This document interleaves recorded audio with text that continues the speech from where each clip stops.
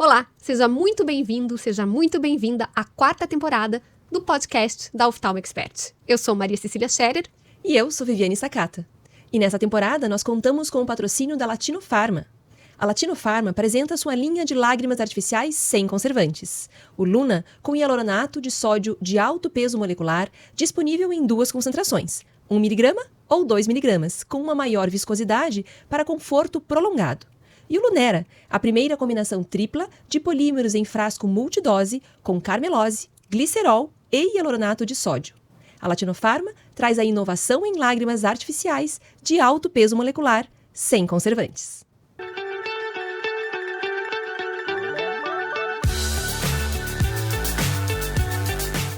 E nesse episódio nós temos como convidada a Ana Carolina Moresco. Ana, muito obrigada por estar conosco. A Ana é empresária, formada em engenharia e trabalha auxiliando médicos iniciantes no início da carreira, mas acho que também médicos de carreira que querem mudar aí a sua trajetória, né, Ana? É isso mesmo. Obrigada pelo convite, é um prazer estar aqui com vocês. Então, resumidamente, né, a minha trajetória começou na engenharia civil. Então, eu sou engenheira civil de formação. Trabalhei alguns anos com construção de hospitais e migrei para a parte empresarial, ajudando os médicos no começo da carreira. E médicos já têm aí consultórios e clínicas. Que joia. O pessoal te chama mais de Ana ou de Carol? De Carol. De Carol, né? Eu falei depois que fiquei em dúvida. A Carol, então, trabalha com o mesmo público que a Oftalmo Expert. Tem até alguns princípios muito semelhantes aos nossos, né, Ana? A importância de um atendimento, sobretudo, humanizado e da importância de que os médicos tornem-se gestores do seu próprio negócio, porque senão alguém vai fazê-lo. E aí eu pergunto para você que está nos ouvindo, residentes, iniciantes ou mesmo um oftalmologista que quer mudar a sua trajetória de carreira. Chegou ao fim da sua residência? Chegou o momento da mudança. E agora? Eu acredito que essa jornada começa por conhecer quem é você, né? E aonde você quer chegar. Por onde começa toda essa conversa, Carol? Bom, essa é uma dúvida muito comum. Eu falo que os médicos, eles saem totalmente despreparados do ponto de vista empreendedor. Eles são jogados no mundo e ninguém pega na mão, né? Então, eu falo assim, vai, o mundo é seu. E ele fala, o que eu faço primeiro? Então, eu acho que o passo principal é o médico entender que tipo de público ele quer atingir. Então, qual é o paciente ideal que ele quer atrair? Aonde esse paciente circula, onde ele frequenta, porque é muito difícil você escolher um público. Então, por exemplo, é muito comum na carreira do médico você começar por uma clínica popular, por exemplo. E você tornar aquele público o seu público. E depois, quando você quiser migrar para um público mais elitizado, essa mudança é muito difícil. Então, antes de você sair, escolher, aceitar convites que são comuns no começo da trajetória do médico, é pensar, o que eu quero para minha carreira daqui 5 anos? Aonde eu vejo o meu caminho? E com base nisso, você vai traçar primeiro o público, depois o lugar onde você vai atender esse seu paciente. Então, o hospital, o consultório, a clínica que você vai atender tem que fazer parte do lugar que você quer atrair esse paciente. E depois, outras estratégias aí que a gente acaba discutindo juntos. Mas eu acho que o primeiro ponto é quem eu quero atender e aonde esse paciente está. Joia. E aí também a gente sabe que nós temos bairros mais nobres e bairros menos nobres. Acho que isso também tem a ver com a localização que você vai escolher a sede da sua clínica, Exatamente. Né? E não necessariamente você vai ter a sua clínica logo no começo. Provavelmente você vai começar atendendo numa clínica de um colega parceiro e tudo mais. Mas não adianta você escolher uma clínica muito distante da onde você vai querer estar no seu futuro, quando você abrir a sua própria clínica. Então, essa estratégia tem que ser muito bem desenhada inicialmente, já logo de cara. Além de CNPJ, que você tem que pensar estrategicamente qual é a melhor forma, conversar com um bom contador da área da saúde. Acho que são algumas orientações para quem está começando. Muito joia. A Carol tem muitos clientes oftalmologistas, né, Carol? Você estava falando pra gente que tem mais de 200, é isso? Mais de 200 clientes oftalmologistas. Isso ao redor do Brasil? Ao redor do Brasil. A gente tem hoje atendimento nível Brasil e, graças a Deus, né, o serviço bem feito acaba dando um boca a boca muito, muito importante. E aí, eu gosto muito de trabalhar com a especialidade de oftalmo, porque a oftalmologia, ela permite consultório, procedimento e cirurgia. Então, é uma especialidade completa. O médico, ele consegue criar estratégias de protocolo, de processos, de estrutura para a empresa dele muito mais ampla do que um clínico. Então, o oftalmo, ele permite esses três pontos. E eu acho que é por isso que os oftalmos acabam vindo tanto. Legal. Já que você tem muita experiência com oftalmologistas, eu queria te fazer uma pergunta mais específica do mercado da oftalmologia. Então, a gente vem conversando muito no nosso podcast que tem mudado muito o mercado atual. Não estou inferindo nisso que ele é melhor ou pior, porque tudo tem seu ponto positivo e negativo. Mas a gente vê um médico que durante muitos anos se formou médico, tecnicamente muito capaz, mas pouco gestor. E aos poucos a gente foi vendo as operadoras tomando o lugar dessa gestão, né? Estabelecendo valores, criando o marketing necessário para que as pessoas cheguem a esse médico. E mais recentemente a gente vem observado as fusões e aquisições acontecendo, que assustam muito a todos nós, se espalhando por todo o Brasil. Nesse contexto, quer dizer, ao mesmo tempo em que a gente tem uma mudança de mercado, mas a gente também tem uma população mais longeva, vivendo, envelhecendo, precisando de cuidados de saúde. Como é que você vê esse mercado hoje? Vou fazer uma pergunta mais específica. Vale a pena abrir sua clínica quando termina a residência? Do seu ponto de vista. Eu acho que quando termina a residência, não. Porque você é muito imaturo do ponto de vista empresarial. Então, você precisa ver e sentir como que é a gestão de um outro local para você, primeiro, ver o que você gostaria de fazer na sua. Segundo, o que você não gostaria de fazer na sua. Como que é a administração da secretária? Como que é a gestão financeira? Que programas eles usam? Que ferramentas eles utilizam? Porque isso vai fazer com que você tenha um pouco mais de propriedade para abrir sua própria clínica. Eu acho um pouco arriscado sair da residência e abrir a sua própria empresa sem ter nenhum conhecimento de empreendedorismo. E a gente, o ser humano, ele é muito de visualizar e aprender olhando. Então, quando você está numa clínica de um colega, você deveria estar ali tentando sugar ao máximo todos os conhecimentos administrativos e operacionais daquele lugar. E ali você vai falar, putz, isso aqui eu não vou repetir, isso aqui eu vou fazer diferente, isso aqui faz sentido para minha abordagem, isso aqui não faz. Nossa, entrar nesse convênio é furada, eu achei que era, né? Tem alguns convênios que o médico tem um certo apego, que a hora que você tá ali vendo financeiramente, ele não é rentável.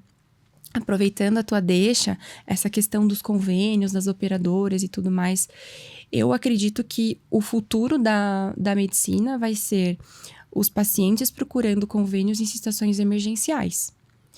Se você souber o seu valor e se você souber se destacar, o que faz você ser diferente? Qual que é a diferença entre vocês duas? Por que eu procuro a doutora Viviane e não a doutora Maria Cecília? Se você tem isso muito claro, se você tem essa exposição assertiva, o paciente vai buscar o seu nome. Independente de se você atende o convênio dele ou não, se ele precisa do seu apoio.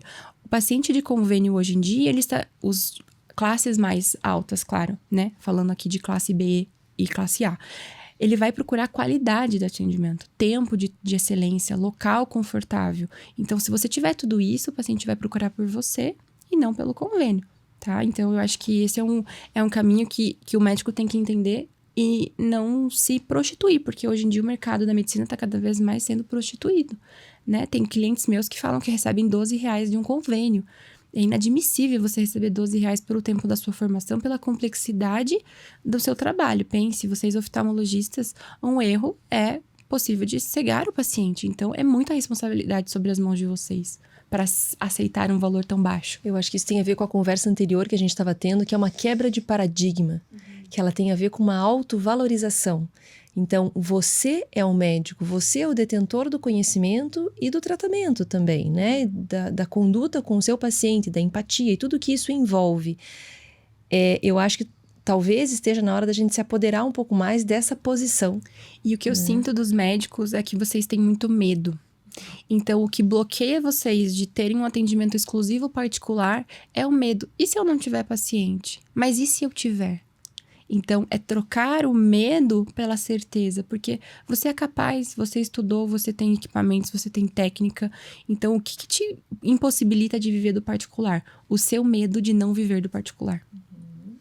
Carol, você sabe dizer, assim, o tempo dessa decisão, por exemplo, de passar para o particular? Existe um caminho, em primeiro lugar, assim? E, por exemplo, você deve começar, assim, pelo convênio e daí esperar um momento para migrar? E, assim, em que tempo um médico que toma essa decisão vai ter paciente no consultório?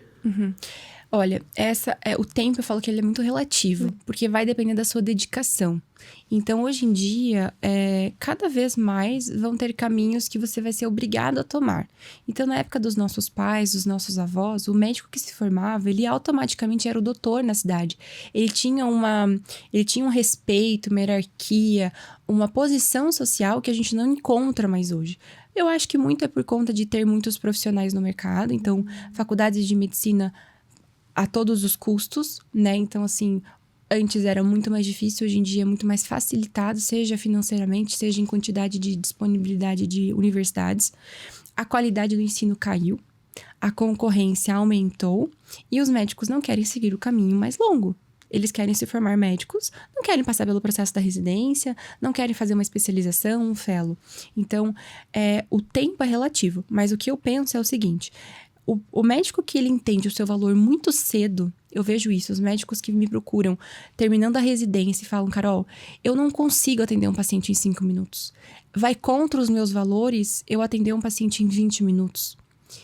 Mas para eu atender um paciente em 1 hora e ganhar, sei lá, R$60 numa consulta, eu não consigo me sustentar. O que eu faço?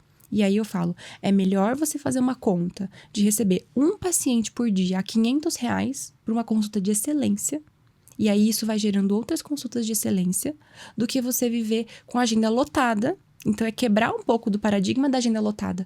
Nem sempre a agenda lotada é uma boa estratégia. Porque você tem agenda lotada ganhando R$60 por consulta, é melhor você ter 3 pacientes pagando R$500, que você vai ter trabalhado 3 horas, uma consulta de 1 hora de excelência, para ganhar os mesmos R$1.500 de um dia inteiro trabalhado. Então, eu acho que a questão é entender como você vai se posicionar, qual é o seu diferencial, e aí, a partir disso, você vai criar uma estratégia para o paciente entender. Então, eu tenho, por exemplo, uma cliente que é ginecologista, que ela me procurou quando ela estava no R3. E ela falou, Carol, eu não aceito atender o meu paciente em pouco tempo. É impossível entender o histórico de vida de uma mulher em 20 minutos. E como que eu vou fazer? Eu quero começar só no particular. E daí, ousada, assim, sabe? É um pensamento ousado. E eu falei, isso é possível. E aí, a gente desenhou uma estratégia de posicionamento. Eu falei, isso aqui é um trabalho. O Instagram, o Google, isso é trabalho. Isso faz parte do trabalho de hoje. Ele não é opcional. Ele é parte. E se você não fizer, você vai estar perdendo por quem está fazendo. Muitos médicos extremamente qualificados estão perdendo espaço para outros que têm uma melhor exposição na internet. Então, ela aprendeu que ela precisava se expor. A partir dessa exposição, ela começou a atender. Ela tinha 1 paciente por semana, 2 pacientes por semana, 3 pacientes, e ela foi. Logo que ela se formou, ela tem 2 anos de formada, ela tem uma clínica própria, ela tem colegas atendendo na clínica, ela montou uma equipe multidisciplinar, com fisioterapia pélvica, com consultora de amamentação, com doula, com urologista, ela tem uma equipe completa numa clínica pequena aqui em Curitiba, mas ela é uma grande referência de pessoas que deram certo. Então, oftalmologistas que optaram por atender só particular desde o início, tendem a dar muito mais certo, porque depois que você já experimentou um consultório cheio de pacientes do convênio, você vai ter aquela falsa sensação de que se você não tem paciente, significa que você é um médico ruim. E aí você não tá dando certo, né? Nossa, eu não tô dando certo. Então aí você acaba entrando no convênio só porque você não quer ser um médico fracassado sem consulta. Agora, deixa eu te perguntar, já pegando esse gancho, você acredita que existe um perfil? Porque a gente fica pensando assim, 70% da população está no SUS. A gente está falando um pouco de público. 20% a 25% está na saúde suplementar, hoje. 5% está no particular. Quer dizer, boutique, né, que a gente chama assim, essa boutique, ela exige você ter um perfil e um psicológico para isso. Depende muito do que você quer também, é aí que eu quero chegar. Eu vejo, e eu queria saber a tua opinião, assim, dessa forma. Quer dizer, nem todo mundo tem o perfil para atender boutique. Não porque não pode e não é capaz, todo mundo é capaz. Sim. Mas porque não está dentro do perfil do que ela gosta. O meu pai, por exemplo, não tem esse perfil. Ele gosta de atender volume, ele gosta de ter ali muitos pacientes em volta dele, conversar. Foi a maneira que ele ganhou a vida, ele tem 85 anos hoje. E ele gosta daquilo. Então, eu acredito em tudo isso que você fala, e eu concordo nisso para mim. Mas eu acho que talvez tenha pessoas que se encaixem em outro perfil. Sim, e se for o perfil da pessoa gostar de atender rápido, médicos Exato. subjetivos, eles nunca vão ser médicos do particular de uma hora. Sim. Né? Então, isso vai muito que é aquela coisa que eu falei. Quem é você e que público que você quer atingir. Você tem que entender que para você ganhar os seus 500, 600 mil reais a consulta, que tem médicos cobrando isso, você vai ter que ter esse seu lado. De saber como é que tá o pai, como é que tá a tia, como é que foi a viagem. E conseguir fazer o paciente falar assim, é o meu médico, eu não troco. Porque o paciente do convênio, ele tá indo para a consulta médica. Quem vai atender? Assim como o do SUS. Ele sabe que cada hora vai ser um profissional que vai atender. Agora, o médico da boutique, né, como você mesmo intitulou, ele é o cara que tem que saber tudo da vida daquele paciente, ele tem que se envolver, ele tem que tornar a experiência desse paciente inesquecível. Então, são perfis, exatamente. Então, o médico recém-formado, ele tem que pensar, o que eu quero pra mim?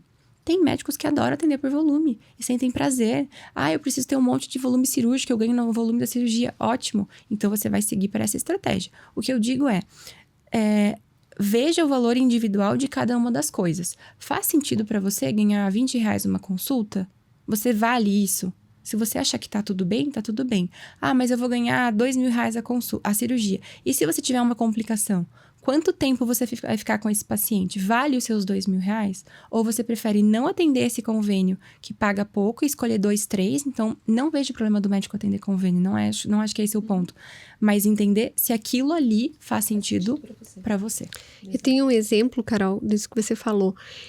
Eu tenho uma pediatra da minha filha e eu confio muito nela da parte científica, assim, né? E, sabe, mãe, a gente sempre tem medo que esteja alguma coisa acontecendo. E ela tem de particular. E aí, eu fui levar minha filha lá, com uma febre e tudo mais. E em 10 minutos, ela me deu o diagnóstico, falou o que era. E aí, ela continuou falando, sabe? De outras coisas, entrou em outros assuntos. E eu até comentei com uma amiga minha que também vai nela, também leva a filha lá. Eu falei assim, eu paguei o que eu paguei e pra mim serviu em 10 minutos ela ter trazido aquele diagnóstico e falar do que era. Pra mim, tava pago, entendeu? Porque se eu tivesse talvez ido em outro, ou num pronto-socorro, ou numa emergência, um diagnóstico errado teria levado a um antibiótico, que ia custar mais não sei quanto. Exato. Há um monte de coisas, entendeu? Que eu ia perder meu tempo e, por consequência, meu dinheiro. E aí eu falei pra ela assim, eu quase falei pra ela, doutora, você não precisa falar mais nada. Esse é o diagnóstico, esse é o tratamento, tô indo embora, entendeu? Mas eu senti que ela prolongava a conversa, meio que essa história que você falou de como é que tá o pai, como é que tá a mãe. Então, talvez porque eu seja médica, né? E pra mim, eu sabia muito o valor dela. O valor dela era trazer aquela informação, aquele diagnóstico. Mas talvez o paciente não perceba tanto isso, né? Você que não é médica pode dar esse retorno pra gente. E o paciente, muitas vezes, eu falo que o principal do paciente é que ele quer ser acolhido. Então, as mães, principalmente a especialidade pediátrica, eu falo, o pediatra, coitado, ele não vai ganhar mais nada com nada. Ou ele ganha na consulta, ou ele ganha na consulta. Por isso que é tão difícil trabalhar com especialidades clínicas, né? Então, eu falo assim, ó, psiquiatra, pediatra, são especialidades, coitados, que a gente tem que valorizar a hora dele, o conhecimento dele. Então, veja, você provavelmente tem um convênio. E você prefere levar o teu filho num atendimento particular. É esse o movimento que está acontecendo. Naturalmente, a gente escolhe os profissionais adequados e você vai usar o convênio quando? Se cair, bater a cabeça, precisar de um ponto de emergência, precisar de um porque gesso, ali, pra mim, lá. é confiança. Exato. O que norteia nesse sentido, saber que ela é competente nessa habilidade. E agora pense, se essa mesma médica que atende tua filha aumentar R$100 a consulta, você vai continuar indo nela. Sim, com certeza. E é isso que eu falo pros meus clientes. O aumento do valor da consulta, ele tem critérios. A gente não vai do dia pra noite aumentar o valor. A gente tem que seguir uma estratégia. Mas não é por conta de R$100, R$50 que o seu paciente, quando ele é um paciente que entende o seu valor, vai deixar de frequentar o teu consultório. E aí tem muito a ver com a maneira como você se apresenta, né? Exato. Agora também tem a ver um pouco com o mercado, né? Quer dizer, se a gente vai pegar um mercado, não vou citar nomes nem cidades, mas assim, uma cidade que tenha lá, sei lá, muitos oftalmologistas por habitante. Nós temos lá, como que é a conta? Nós temos um oftalmologista para cada cinco pessoas, é isso? um oftalmologista para cada, enfim, temos muitos oftalmologistas numa determinada cidade, ou estamos numa região onde o oftalmologista é escasso, quer dizer, é um mercado completamente diferente. É importante fazer um estudo de mercado antes de você abrir a sua portinha? Com certeza. E eu acho que o mais importante, na verdade, de fazer o estudo do mercado é você também ter uma estratégia de diferenciação. Então, eu tenho um cliente aqui em Curitiba, que é muito legal o caso dele. Ele é especialista em córnea, e quando ele me procurou, ele falou, Carol, eu não tenho nada de diferente. Eu tenho uma formação ótima, eu tenho uma especialização ótima, eu sou conhecido aqui em Curitiba, mas eu não tenho nada de diferente para oferecer pro meu paciente, a não ser eu, né? E aí, eu falei, não, você com certeza tem. E na consultoria de gestão de carreira, o que a gente desenha? A gente tenta encontrar um oceano azul para cada cliente. O que é isso? É entender aonde ainda não tem ninguém atuando, ou aonde você consegue navegar com mais tranquilidade. Um exemplo, a oftalmopediatria é um oceano azul. Por quê? Porque tem pouquíssimos e tem muita demanda. E é uma demanda recorrente. Isso. Então, oftalmopediatra nunca tá pobre, gente. Oftalmopediatria é uma especialidade que dá dinheiro. Por que dá dinheiro? Porque ninguém quer fazer, né? Dá trabalho, o paciente é demorado. Mas é assim, a mãe confiou. Ela é sua por 18 anos. Então, é uma especialidade que tem muito movimento. Então, eu falo assim, o oftalmopediatra tem que cobrar mais caro consulta do que oftalmo de córnea, de retina e tudo mais. Então, esse meu cliente da córnea foi muito legal, porque conversando com ele, eu falei, me diga o seu diferencial. A consultoria é um dia inteiro em que a gente conversa e vê todas as possibilidades. E aí, ele falou, Carol, eu adoro atender, sabe o quê? Adolescente. Eu gosto de atender adolescente porque eu diagnostico o ceratocone e bem no começo. E às vezes a mãe não sabe que a criança, né, o adolescente, dentre os seus 16 para 20 anos, que ainda é considerado adolescente, às vezes ainda vai com a mãe no médico e tal, a criança já tem aquilo. E aí ele falou, eu gosto de tratar de ceratocone, eu gosto de tal. Eu falei, seguinte, fizemos um estudo de mercado. Não tem ninguém em Curitiba trabalhando com ceratocone em adolescentes. Que é bem e você público vai mesmo. se tornar um especialista nisso. Ai, Carol, será que vai dar certo? Não sei o quê. Fizemos. Ele é hoje a referência em ceratocone em adolescentes em Curitiba. Como que a gente fez isso? Analisando o mercado. Então, existe um oceano azul para todas as pessoas. Para todas. Essa semana passada eu fiz uma consultoria para uma médica de família. Pense, médico de família, né? Médico do posto. Automaticamente a gente pensa isso. E não, eu tenho vários médicos de família explodindo de ganhar dinheiro porque entenderam os seus oceanos azuis. E aí, essa médica, a gente escolheu um público 50 a mais. Homens e mulheres que querem se sentir bem, porque se sentem jovens, mas estão começando a entrar em idades importantes, né? Menopausa, a parte do homem ali, uma impotência, e aí conflito com o próprio corpo. E ela adora atender esse público. Então, a gente entendeu o oceano azul. Então, sim, é possível e cada pessoa vai ter a sua estratégia. E o que eu acho legal disso, juntando com uma outra entrevista que a gente fez há algum tempo, é que essa tua entrevista, ela não leva só o médico a ter sucesso e satisfazer o cliente. Ele leva a própria satisfação no médico, né? Porque ele diz pra você, eu gosto disso. E a partir dali você vai construir. E muitas vezes o médico não sabe do que ele gosta. Eu tava pensando exatamente isso, né? E é um conflito, eu falo que é muito mais uma terapias, que meus clientes brincam, nossa, Carol, parece que eu tô indo pra terapia. E de fato você vai ter que olhar pra dentro, pra depois a gente pensar o que você vai expor pra fora. Então, o que você sente paixão, o que você ficaria feliz envelhecendo fazendo. Porque o médico, ele se forma tarde. Se ele não fizer algo que ele gosta, né? Então eu falo que o começo da carreira médica é muito sofrida. É muito sofrido. Tem que ganhar dinheiro sim, tem que ser valorizado sim, tem que conseguir se posicionar sim. Então o estudo de mercado, ele é essencial para você entender, nossa, é esse caminho que eu quero seguir e é para lá que eu vou, sabe? Então você vai mais seguro. Legal. Carol, eu sou residente, terminei meu R3, fiz um fellowship e agora tô em dúvida, nada me prende. Se eu fico aqui no sul ou se eu vou pro norte e nordeste. Como você tem clientes em todo o Brasil, eu acho que é uma pergunta que cabe. Região, importa? Região do país. Importa muito, muito. E assim, de cidade para cidade a gente já vê uma mudança importante. Às vezes são cidades vizinhas e a gente vê um movimento completamente diferente. Então, norte e nordeste tem muito mais espaço? Sim. Algumas especialidades têm pouco destaque porque as pessoas no nordeste tendem a frequentarem mais convênio, diferentemente do que está acontecendo no sul, em que a gente tem convênio e a gente prefere pagar particular. Então, norte e nordeste tem muito espaço, tem que entender que ainda não está nesse mesmo padrão de comportamento que o Sudeste e o Sul já está. Que é, eu tenho convênio, mas eu prefiro ir numa médica e vou pagar. No Nordeste ainda isso não é tão comum. Então, importa você ir para uma cidadezinha menor que aceite bastante o atendimento particular, porque não tem nenhum convênio. Então, nesse caso, sim.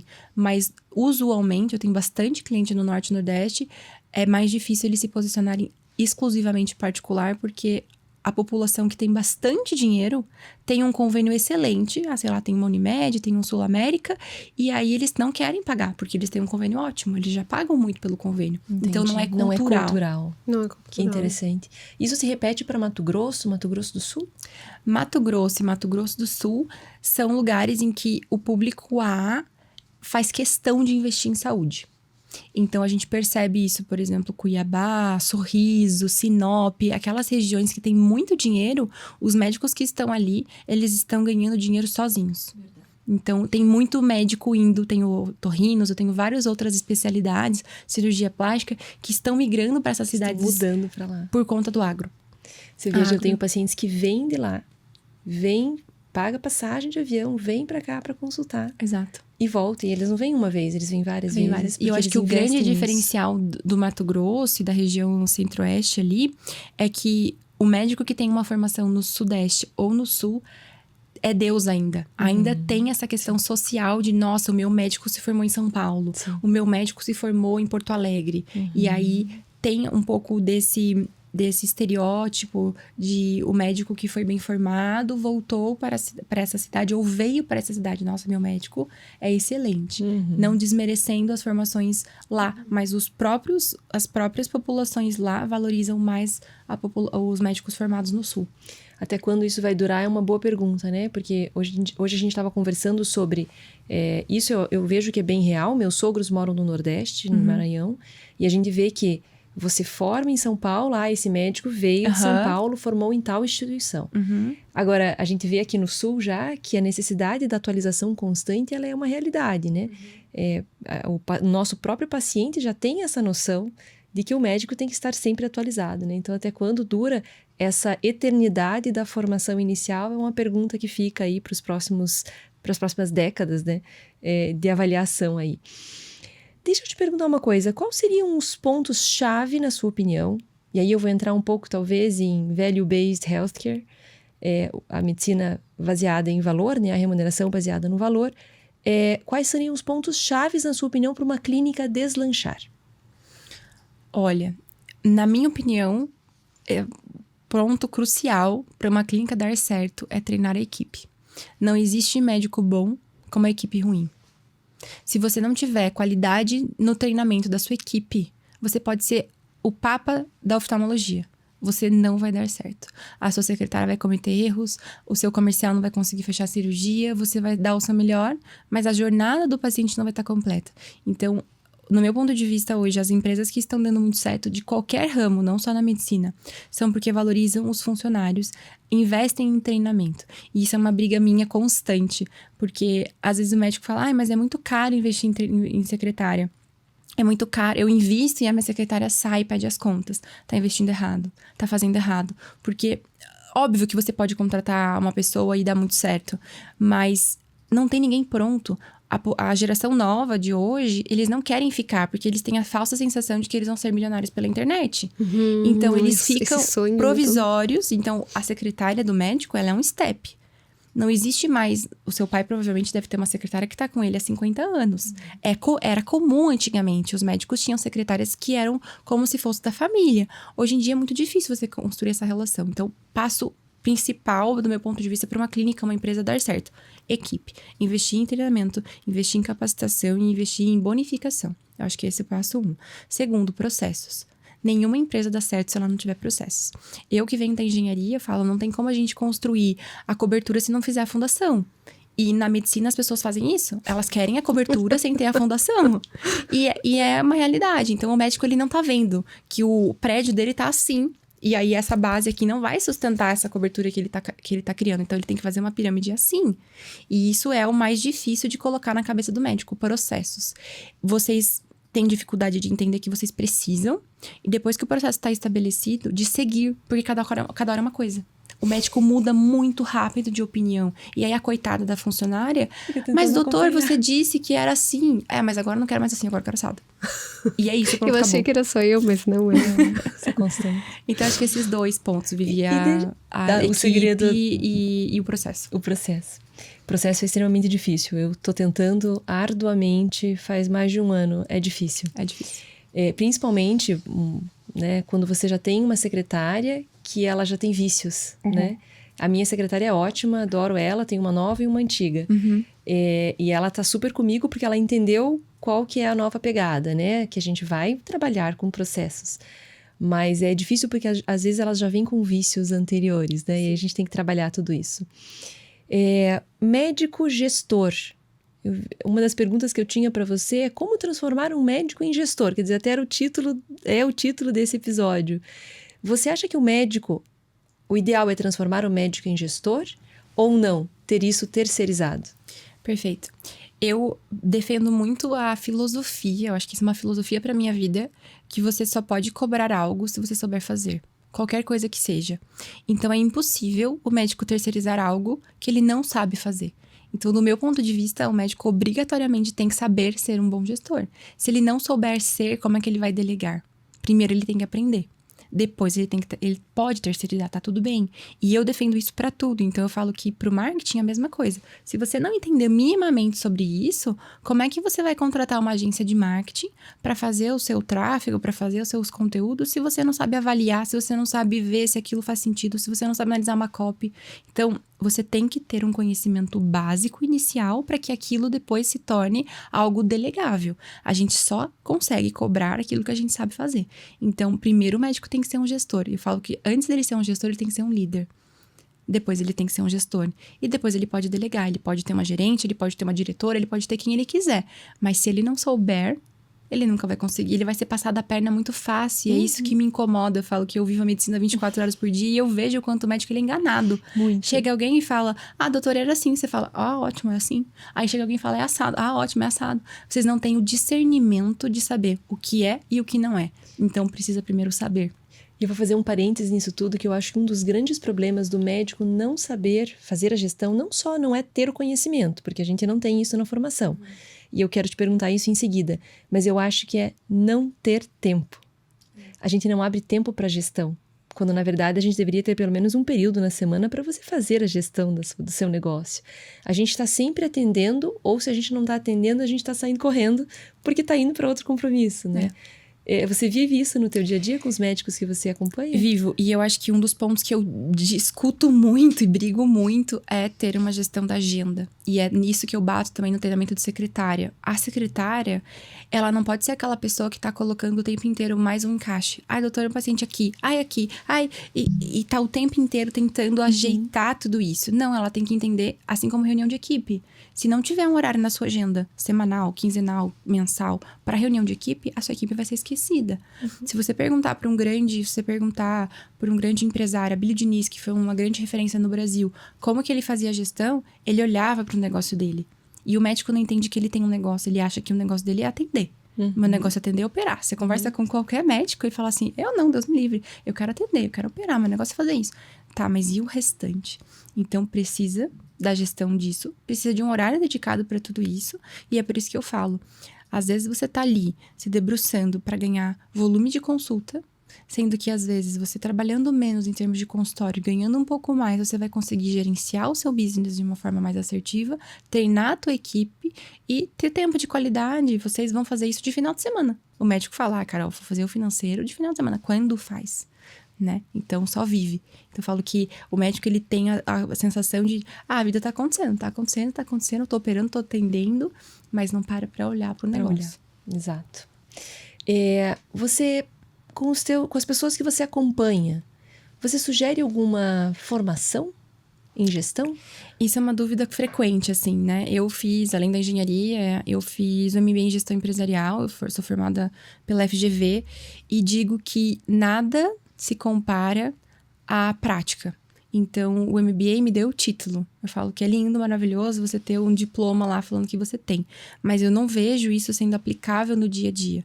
Por isso que eu digo que o investimento numa consultoria de empresa, numa consultoria que tenha uma noção da realidade do médico, é muito mais válido do que você ficar lá 1 ano e meio, 2, fazendo uma pós-graduação que só vai te dar um título que não vai ser aplicável no seu negócio, porque você não vai conseguir sentar com o seu professor e falar, olha, eu tenho esse cenário, eu preciso organizar esses processos. Não, você vai fazer a tarefa lá, você vai entregar o projeto, o TCC, e é isso.